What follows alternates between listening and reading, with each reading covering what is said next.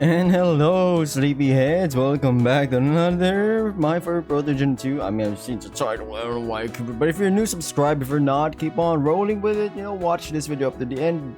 And yeah, we're getting to that 5k sub goal. We're getting there. We're like 200 away. That's insane. That's crazy. And I don't know how to like give thanks to everyone that have supported this channel, but yeah, thank you. Right now, that's the only thing I can do. I'm sorry about that. Alright, going back to the game. Last we left off, I think things are about to get spicy here. I'm not sure I'm pretty sure you know what I'm trying to say. I'm not gonna spell it out for you because YouTube's gonna absolutely call down the hammer of God on me. So, yeah. Yeah, I guess so. Stop being so sour, Brizzy. Come here. Alright, I'm cutting the video. Wow, this early. That's insane. Oh, never mind. No, she arched her back invitingly, and I didn't deny her request, crawling closer to her. Is it? Are we gonna cut? Are we gonna cut here? Never mind. Whoa, this is weird. I was like, damn. I guess I'm not the master of such games like these. I thought I was him. I thought I was the kind of guy that could see things a mile away. We're gonna do it. You're getting a room and things like that. We lay next to each other in the bed, enjoying the long-waited rest. The sudden energy evaporated, leaving room for fatigue and the desire to sleep. Juno made herself comfortable in the bed, throwing her arm around me, snuggling closer to my side. No, damn it, not him. It wasn't supposed to be him. No, it's supposed to be me. I'm the main character. Don't think about what could have happened, okay? We're safe and everything's fine, so let's just rest for now. Her voice was sleepy. Oh my god, it's a shout out to me. Sleep. I'm just kidding, everyone. I think I just played the first one just a month ago, so. Her voice was sleepy and a little tired. I nodded, and even though she couldn't see it, I really didn't want to think about what might have been there. What might have been. There we go. There were so many what ifs going on around us that thinking about each one would make my head explode. Comment down below if you know Marvel's What Ifs. It's a TV series, animated TV series. I don't know if you. For me, I checked. Season 1 was really good. Explores a lot of things. Season 2 was. I don't know, man. I don't know what they were smoking there, but it just didn't feel not that good, But I knew what I knew. But what the fuck, man? Am I having a stroke? Calm down. But I knew that I wanted to protect her. I wanted to be the one who would be there for her at any moment. That was important to me, more important than anything else, and even more important than the mission. I knew that Juno wasn't angry with me, but that didn't mean I wasn't angry with myself. That fatigue was stronger than the anxious thoughts. As soon as if you were just, there was a day, I've had it where you're just so damn tired. The moment, let's say after a shower or not, you're not sweaty or anything, or you are after shower, you hop on to, you straight up go to your bed, hug that pillow, and my god, you get knocked the fuck out, KO. You're not thinking about anything, just sleep. And subscribe to Sleepy. Hey, as soon as I relaxed into Juno's warmth, my mind went dark and I finally fell asleep, listening only to the quiet sounds of the ship. Quiet. I saw the familiar scene again, an image well imprinted in my head. Is this the first... Is hometown? Darkness, in which the explosion burned red. The ship floating in the void, taking me farther and farther away from the wreckage. I knew it was a dream, and still I couldn't bring myself to wake up. In the dream, I knew it wasn't my home planet. It was the planet we'd just left, the place we'd taken the devices from. But there, in the depths of my subconscious, I was leaving it not with hope for the best, but with the realization that it was over. An icy dread swept over me, a painful tightness in my throat. I was alone on the ship. It was dragging me away into the cold and lonely void, and flashes shone before my eyes. I knew Juno had stayed on this planet, knew there was nothing I could do to save her, and the feeling of utter helplessness, of dumb resignation mingled with terror in a tight lump tearing at my ribcage. When I opened my eyes, I found myself in the sleeping compartment. I was alone in the bed. Juno's spot next to me was empty. I immediately sat up in bed, my heart pounding rapidly in my chest. This guy is having nightmares. My God, somebody give him some melatonin to. Wait, no, he doesn't have a hard time sleeping. Rather, when he's asleep, he sleeps like a baby. But he doesn't get real wested. Wested? Did I say wested? Rested? Rested. My God, man. It was all a dream. Juno had come back to the ship with me. I knew it. I was sure of it, but I still couldn't shake the heavy crust that had formed in my heart from the dream. Pixie? Can you tell me where Juno is? The second of waiting for an answer stretched on for eternity. I was afraid that it was the other way around, that her departure from the planet was a dream and the reality was what I saw tonight in the darkness of my own subconscious. Oh, come on, don't do that to me, man. Don't scare us like that. I was afraid that now if Pixie was going to tell me that I'd lost my mind, that Juno was gone and I was here, all alone, in space. But Pixie thankfully brought me out of the abyss. That was my own fears. Good morning, Brizzy. Juno is in the lab right now. Would you like to join her? Yeah, that would be great. I got out of bed and put my clothes on. Would you like to have breakfast now? No, I'll eat later. Did Juno tell that not eating breakfast is detrimental to your body? I don't want to hear your lectures again, my man. Or woman. My answer sounded slightly annoyed, but Pixie didn't take any offense. As you wish. If she starts scolding you, don't say I didn't warn you. I grinned, quickly thanked Pixie for his concern, and headed for the lab. Juno was there. She was sitting at the table, scrutinizing the results of the analysis. I walked up behind her and put my arms around her. Good morning. Did you sleep well?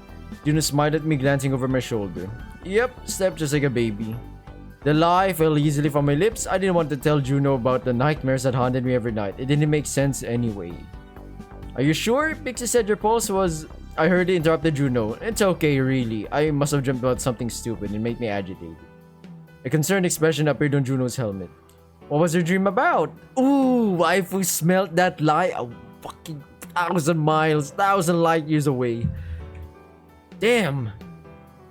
I don't remember. I think it was about that spicy pizza we ate half a year ago. Seriously? That made you agitated? Oh no, her lie detector is like beeping really crazy. She's like, my man. Well, you are my man, you know. You gotta tell me the facts, the reality of it. Don't be straight up lying. Sorry, going back to the game. Yeah, I was running from a giant pizza while my mouth burned. Must have crawled its way back into my mind due to how spicy it was. Remember the day we ate it and how too much of the capsaicin thing was mixed into the dough? Even if Juno didn't believe it, she decided not to push and just shrugged. By the way, don't tell me you've been here all night again. No, I woke up a couple hours ago. My throat is dry. Sleepyheads? Wait a minute. Also, we do have a Discord. Here's me again shilling my Discord. I don't know, just join. I want to see how high the numbers we can get it up, you know. For this kind of channel, this channel is really small. Like, if we had 10k subs, I'd call it indie. Right now, we're like below indie, you know. We're like somewhere. I don't know. All 5,000 of us or 4k of us, you know. No, I woke up a couple hours ago. The deep analysis made by Pixie is done, and now all that's left is to summarize everything we know about it. I sat down next to her, ready for a serious conversation. Any progress? Yes, you could say that. The first thing is that these devices are definitely connected. They don't affect each other's work, but if one stops working, the other one knows about it. The devices do not have any AI in them, instead they operate using a specific algorithm. As I suspected at the beginning, while still researching the anomaly on your planet, it's all done by someone who planted all of them. Fun fact, when we say algorithm, like, pretty much anything is an algorithm. It's just a general term used for, okay, this is something, it has something to solve specific problems. Let's say, oh, I'm thirsty. So what are the steps about that? So I'll make an algorithm in my mind. That pretty much means, okay, I'll go downstairs, grab a glass of water. There you go, solve my problem. That's an algorithm right there. So any program you do, anything you do every day, it's an algorithm. By its basic function. Oh no, not function, definition, sorry. As I suspected at the beginning, while still researching the anomaly on your planet, it's all done by someone who planted all of them. Someone deliberately placed them on this planet as they did the same on yours and many others. Is there any way to find out who did this? Must be Dick Cheney. I'm just kidding. No, I don't think so. At least not while they're in their off state. But I can't turn them on. There's too great of a chance they would kill us immediately. The only way to test them is to try and activate one on a desolate planet, but I don't want to do that unless there are no other options.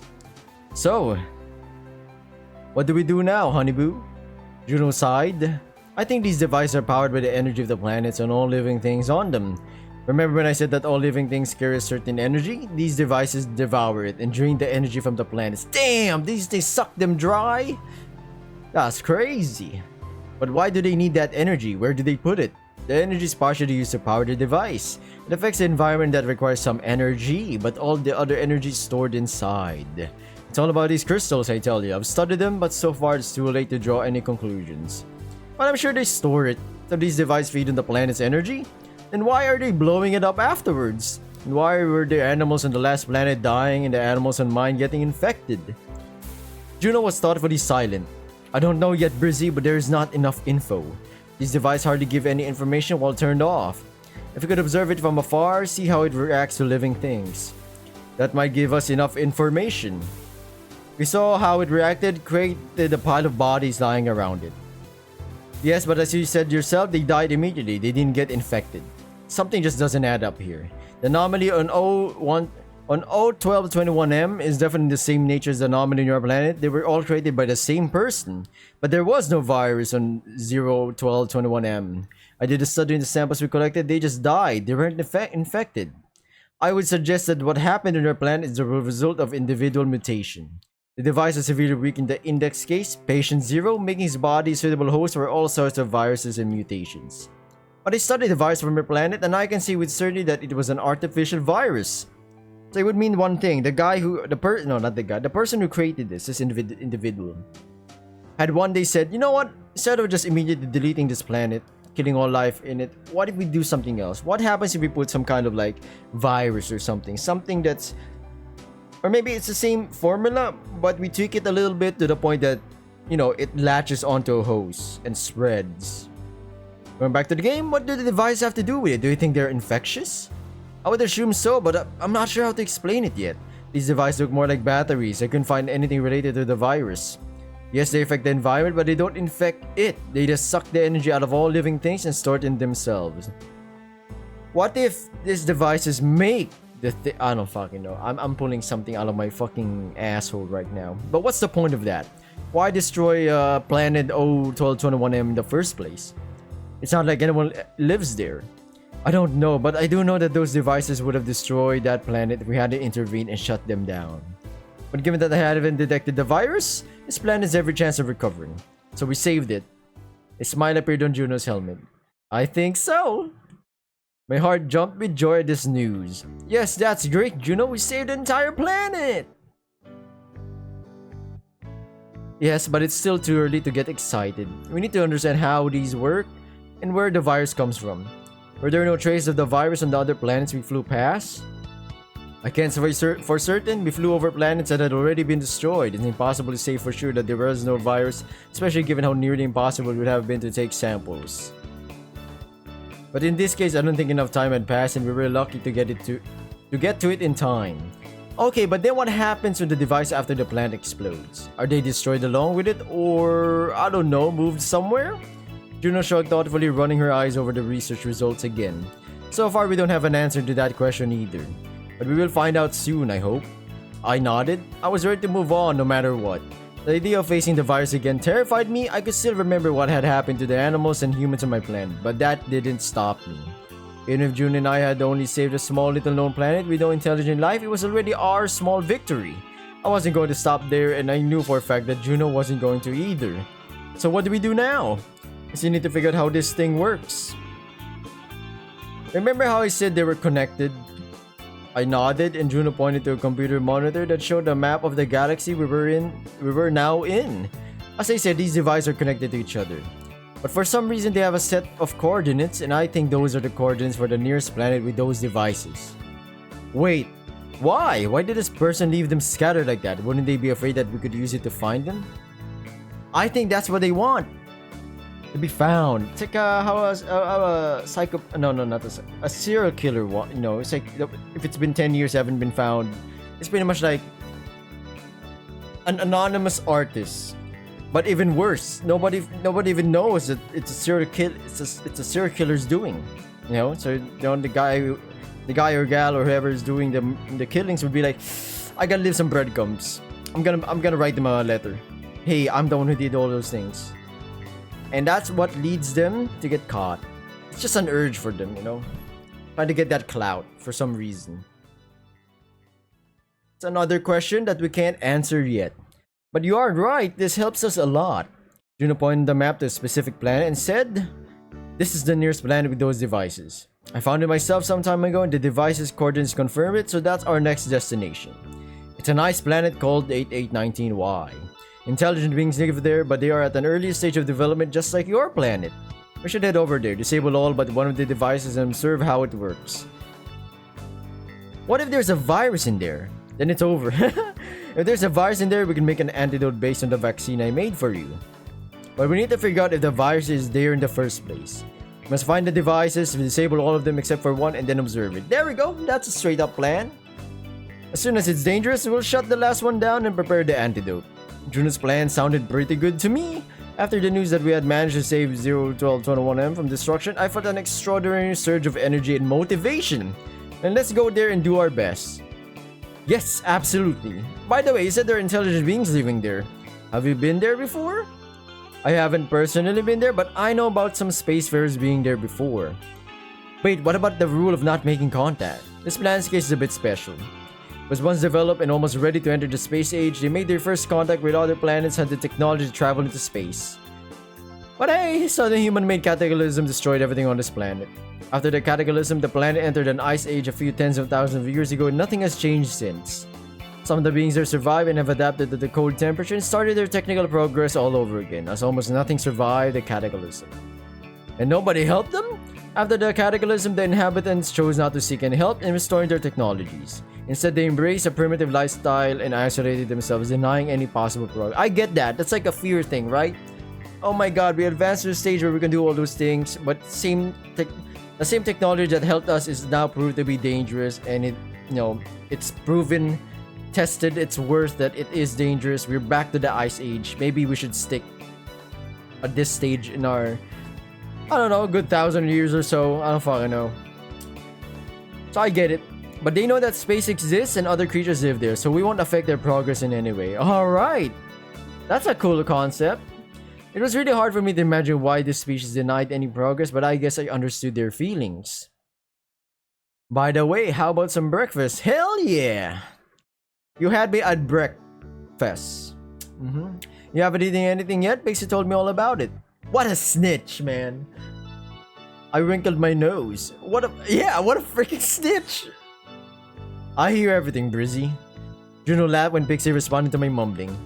Come on, we need to eat. The ice planet's at least a few days away. We have time to relax and regain our strength.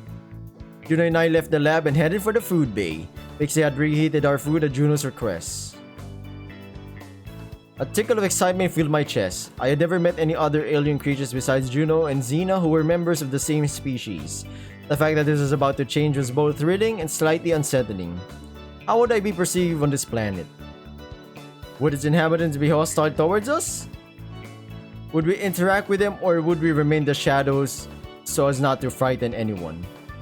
The stream of questions in my head was interrupted by Juno's voice. What are you thinking about? About this planet we're going to. I don't even know what it's going to be like. Sound like I met any other intelligent beings in space besides you. Ah, don't worry, everything will be fine. At first, when I started my expeditions, I was also afraid to encounter new species. It's always exciting how will they perceive you, you know? Will they be hostile or hospitable? But the process of communicating with them eliminates all fears. Of course, they will be afraid of you just like they were of me. But once they realize that we come in peace, fear will be replaced by interest. Intelligent beings are always afraid of what they don't understand. Damn! Waifu got it right, man. So we're going to interact with them openly? Yes, of course. Not with everyone, obviously. Just with a couple. We'll need a guide who can help us contact the others in case of danger. Correcto. Same concept if you go to a different place. It'd be easier if there's a local that you know. That'd be like, hey, can you guide me what's the spots here, you know? A place to stay, food, place to visit, you know. Okay, going back to the game. What if no one agrees to be our guide? Then we just force them to. I'm just kidding. Juno smiled. There's always someone willing. Like you, for example. I grinned, blushing slightly at the memory of when June and I first met. Oh, this is some romance shit, man. This is getting me all tingly, my man. Man and woman, I know. I had been startled and delighted, and then I ruined the whole first impression by lying to her about my true motives. All I wanted to do was run away. Run away! I wanna run away! No, I'm just kidding. Nothing else mattered to me.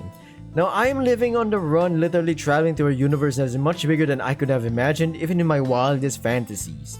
I wouldn't mind going with Juno if it weren't for the fact that my home planet had been destroyed and I could never return to it.